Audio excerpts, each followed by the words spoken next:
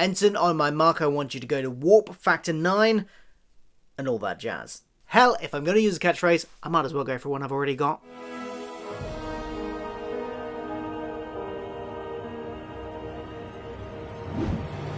Hello, I'm Phil. Welcome to my channel where I talk about all the geeky pop culture that I enjoy and consume. Things like Doctor Who and the MCU and Star Trek. We're talking about the latest episode of Star Trek Discovery today. That episode was called Sanctuary, and it sees Booker being recalled to his home planet by his brother. Not biological brother, just in a kind of like, brotherly bond sense. But the planet is deep within Emerald Chain territory. Of course, the Orion and the Andorian syndicate that has sort of ruling over in a criminal organised crime type of way a vast area of space. Now this episode obviously had the A plot, but it didn't have so much a single B plot this episode. More, it had a series of scenes which play into various ongoing strands throughout the series, and we learnt a little bit more about various ongoing storylines, and it really sort of emphasised that sort of serialised nature of the show, which I really like. I love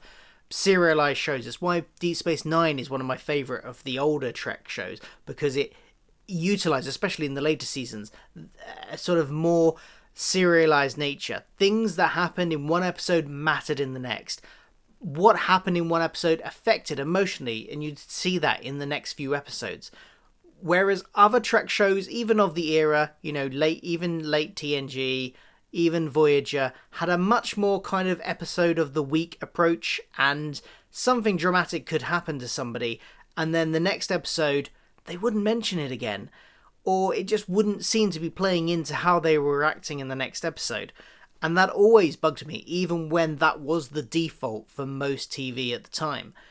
That still kind of bugged me a little bit at the time, in the 90s. So I'm glad they've kind of moved to a more serialised nature.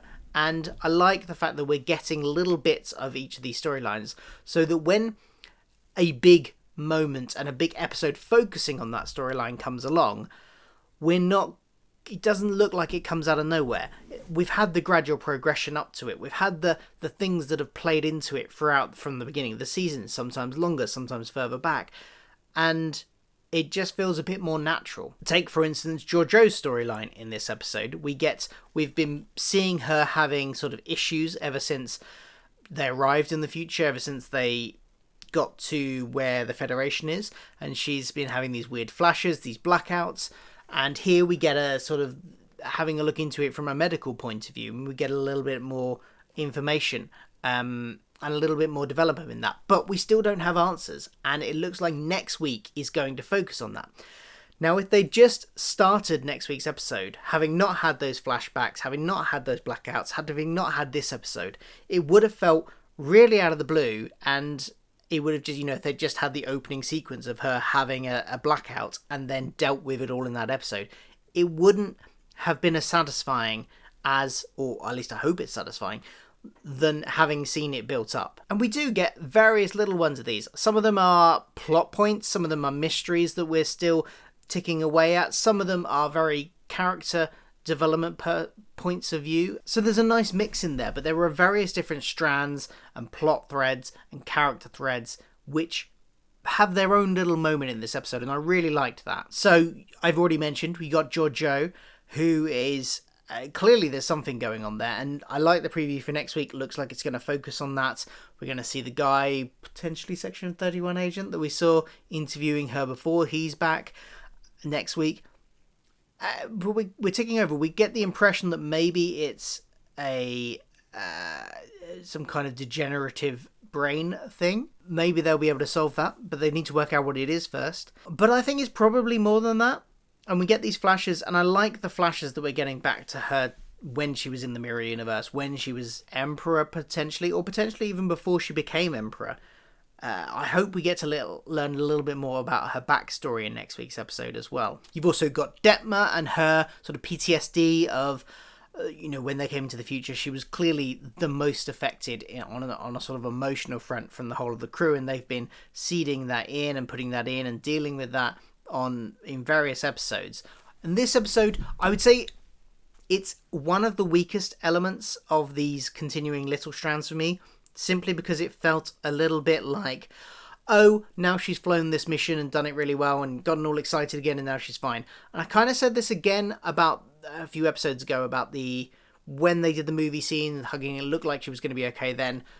But there was still, and they did bring it back, and she's still clearly working through some stuff.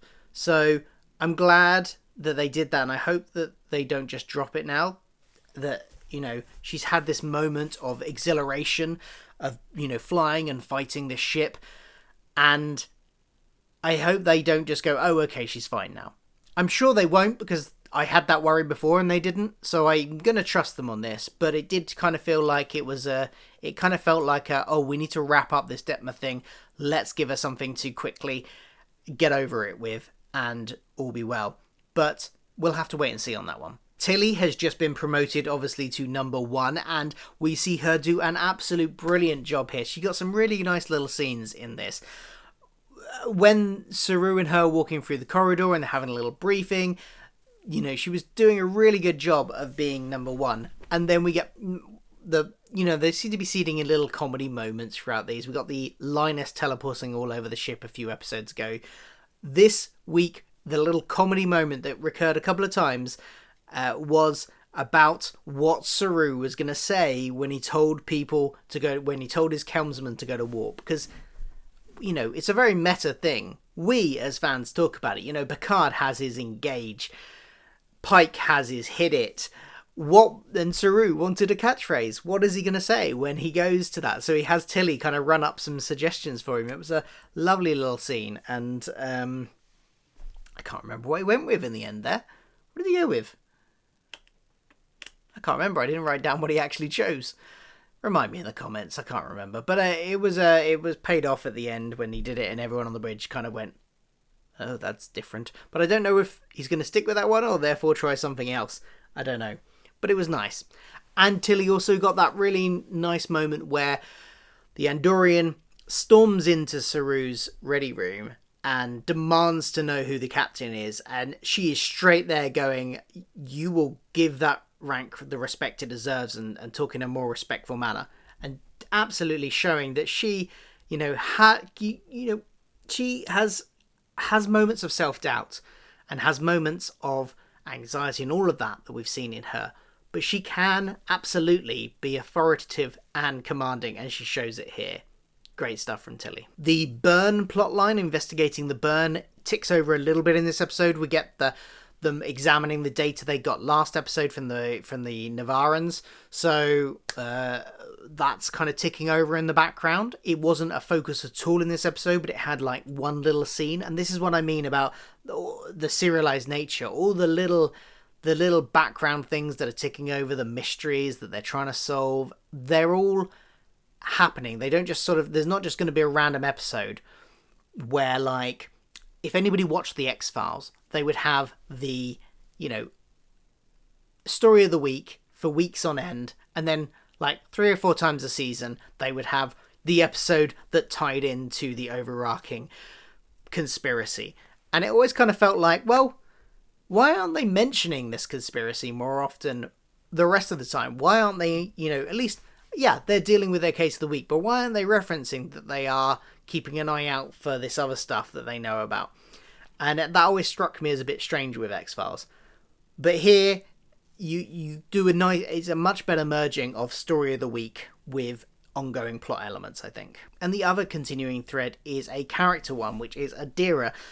Adira has been, going through a lot since they took on the Trill symbiont, and we've had scenes where they've bonded with Stamets before, which has been lovely, and you get more of that development here, more of that really nice sort of, they're growing closer together as a friendship, and he's very supportive of him, and they're growing closer together as a friendship, and he's very supportive of them, and it's just really, really nice sort of bond that's growing between the two of them. And Adira is worried because they wake up in the morning and they mention that sometimes they feel like a bit more like grey Sometimes they feel a bit more like one of the other previous hosts, and they don't really know where they are, and they don't really... There's this kind of just like... don't really know how to handle it. And Stamets is there for them to support them through all of that. It's a really nice friendship. I'm looking forward to seeing it develop more. Another scene, actually earlier than this one, I've done it in the wrong order, was where Adira comes out to Stamets as non-binary and tells him that they prefer they/them pronouns.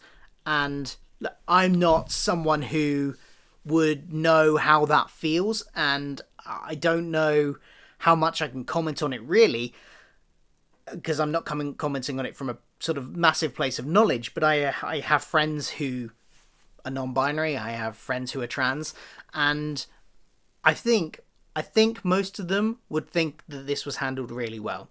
I don't know for certain, and like I say, I'm coming at this from a relatively ignorant standpoint, so... but from I thought it was handled really well. Particularly the fact that they didn't write it that Adira had suddenly started wanting to use they/them pronouns because of the trill inside them. It was made quite clear that from as far back as they could remember, they hadn't felt like a she, and therefore it isn't... because I think there was some worry, and certainly people like Jessie Gender, who you should definitely check out her reviews on this subject as a trans person. She had voiced the concern that they might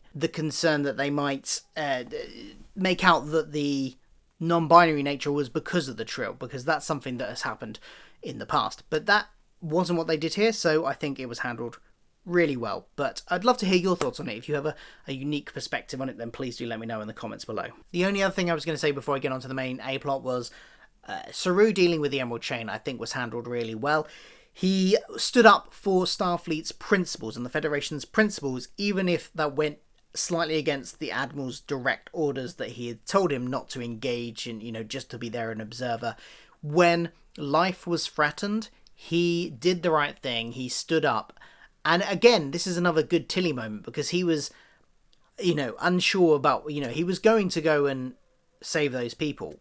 But Tilly offered an alternative where they could do that and have a get out, potentially, for explaining why, to get this Federation, a sort of get out clause for the Federation. It wasn't a Federation ship that fired on them.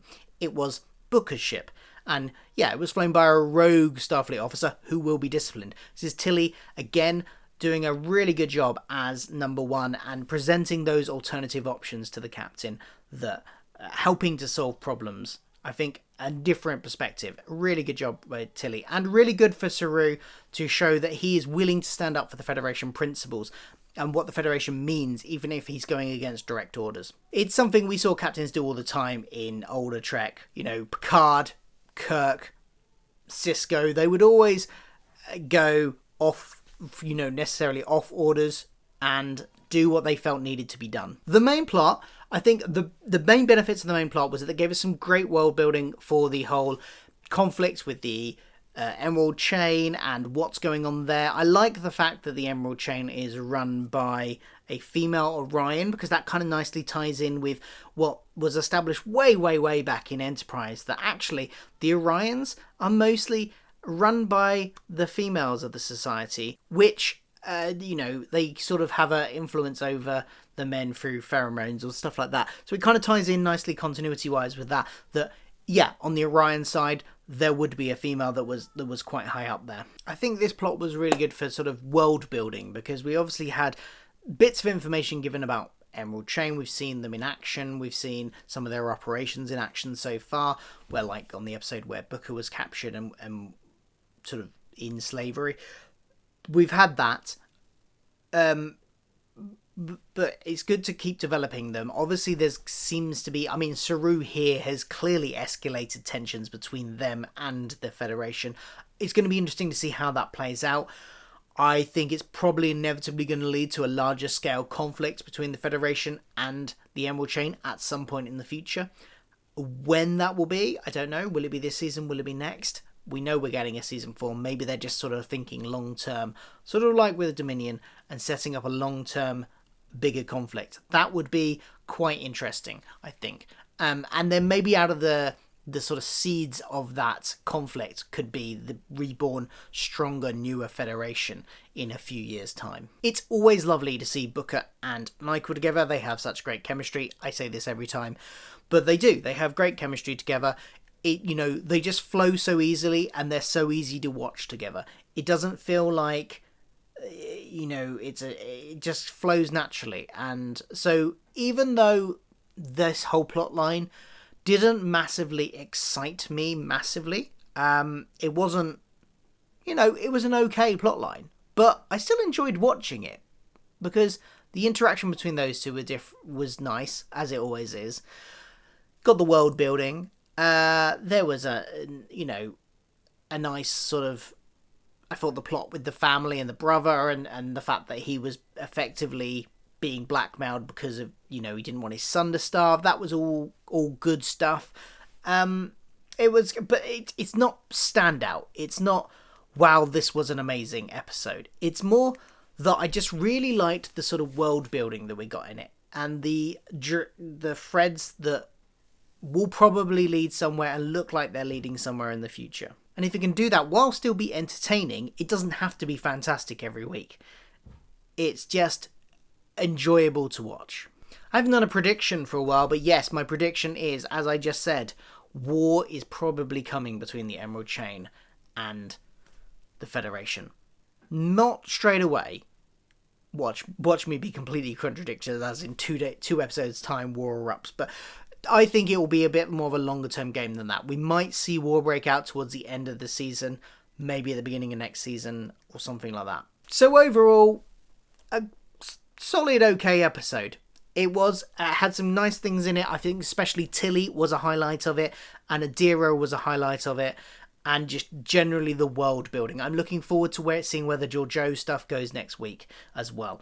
Let me know what you think in the comments below. I will be back again next week for another review, so do hit that like button, subscribe. What's the other thing? Ring the bell. That's it. Ring the bell, all that jazz. And I will be here again next week for another Star Trek Discovery reviews. I'm also covering Doctor Who quite a lot at the moment in the Time Lord Victorious event. So which is a multi-platform event, it's quite a big thing. So if you like Doctor Who, do check out those as well. Thanks very much. I'll see you soon. Bye-bye.